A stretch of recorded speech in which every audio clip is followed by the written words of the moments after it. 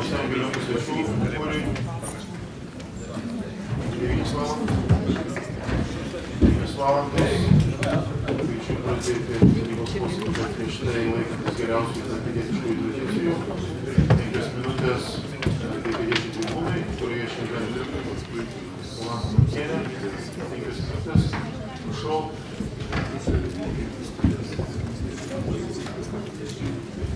Labas rytas. Gerbiamas merė, miesto tarybos narys, savivaldybės darbuotojai ir svečiai.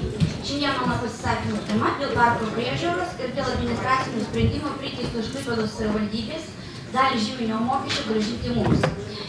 2011 vyko tvarkymo darbai parke ir mums kėlė nerimą, kaip toliau bus prižiūrimas ir apsaugantis nuo jų sukurtas turtas. Taip pat turime išsaugoti Ubų poilsio parko įmonę, kurią galima buvo pertvarkyti į VŠI. Jinai galėjo administruoti, rūpintis parku ir visos Klaipėdos parkais. Deja, buvo valdininkų daugumos prabalsuota šią įmonę likviduoti. Mūsų nuogąstavimai pasitvirtino. Parkas nėra reikiamai prižiūrimas. Parke džiūsta ir serga naujai pasodinti medžiai. Parkas ir nėra šienaujamas, vandens kolonėlės neveikia, klaipėdiečių teigimu visą vasarą parke vandens nebuvo, kranai jau nulaužti. Gerbiamas savivaldybės administracijos direktorius pavaduotoja Alina, jūs sakėt, kad prieš metus dar dingę suoliukai turės būti atstatyti parke, bet dėja, UB konsolio užsakovas turės atstatyti parke, bet dėja daugiau kaip metai suoliukų nėra. Matome miesto parkams, gėlynams trūksta valdžios dėmesio. Jų teigimu nėra pinigų, yra pinigų. Jeigu jūs preliminariai įmonės Ubų poilsio parkų likvidavimui skyrėte apie 100 000 litų, tai pagalvokime, kokią šią sumą būtų galima investuoti į mūsų parką. Ar juridiškai teisinga savivaldybės kontroliuojamų įmonių forma UAB-ai? Tuom yra piknaudžiaujama, valdant įmonę neūkiškai, valdininko pasipelnimo tikslais ir prašant finansinių dokumentų kopiją savivaldybė argumentuoja, kad yra pažeidžiami UAB įstatymai, akcininkų teisės, bet jei įmonės savivaldybės akcininkais esame ir mes, savivaldybės gyventojai. Prašėme praeitais metais UB poilsio parko įmonės dokumentų kopijų, negavome, apskundėme teismui ir teismas išaiškino, kad savivaldybė privalėjo duoti dokumentus ir dalį žyminio mokesčio priteisė iš Klaipėdos savivaldybės grąžinti mums. Kodėl savivaldybė turi grąžinti šią sumą iš mūsų mokesčių mokėtojų pinigų? Prašome kontrolės komiteto atlikti tarnybinį patikrinimą, iškaltų asmenų grąžinti mums priteistą sumą, kad nebūtų ydingos praktikos neteikti prašymų dokumentų besidomintiems miestiečiams. Dokumentą, neteikti dokumentų pasirašė savivaldybės administracijos direktorė Judita Simonovičiūtė, kuri yra pavaldi miesto tarybos nariams.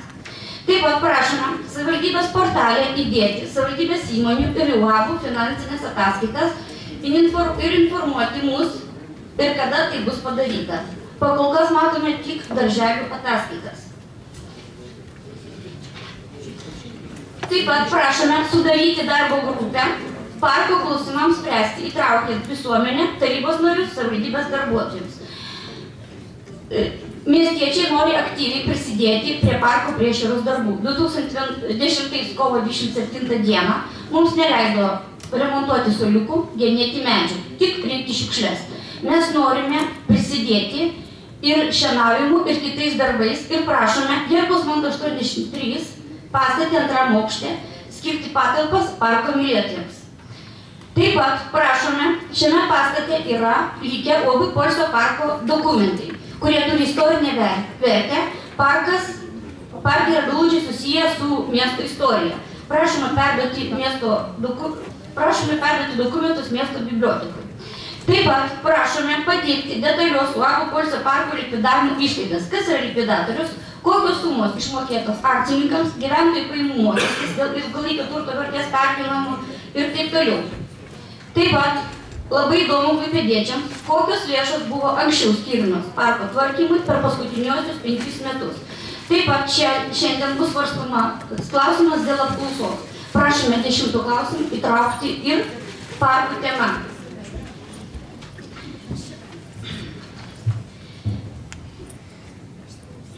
Parkas yra mūsų visų. Ir mes, klaipėdiečiai, norime gyventi gražioje aplinkoje, tvarkingame mieste. Gerbiamas merė, mes norime, kad jūs būtumėte veiksmus spręsti klaipėdiečių problemas. Jau ir plika akim matome, kad leidžiate savaliauti savivaldybės administracijai ir sugalvoti savas taisyklės. Vakar sužinojome naują, kad klaipėdiečiai negali tiesiogiai skambinti savivaldybės darbuotojams patiktais per vieną langelį.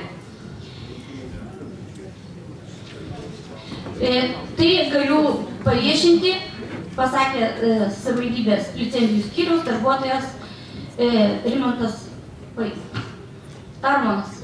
Gerbiamai Jolanta, jūs kviečiate mane būti veiksniu, kai noriu būti veiksniu, priminti, kad jau 5 minutės praėjo. Labai ačiū uždėmesį ir prašome sukurti darbo grupę, kaip matome, jinai turės pakankamai daug spręsti aktualių klausimų. Ačiū. Ačiū labai. Jūsų pasisakymas gera iliustracija, kad net ir prieš svarstant valstybinės svarbos klausimus, kurį šiandieną yra miestų tarybos darbotvarkėje, nes laikomas gerų senų klaipėdietiškų demokratijos posėdėjimo tradicijų ir klaipėdiečiai turi galimybę pasisakyti net ir tokią ypatingą svarbą dieną. Ačiū. Aš tikiuosi jūsų pasisakymo santrauką raštu gausime ir galbūt net kai kurios klausimus neatidėliojant bus galima atsakyti raštu. Kitus tai bus galima svarstyti ir negalima, kaip reikės svarstyti, matyti įprasta, ką liekant sistemas nesukūrės. Tai ačiū. Kolegos, toliau mūsų darbotvarkė.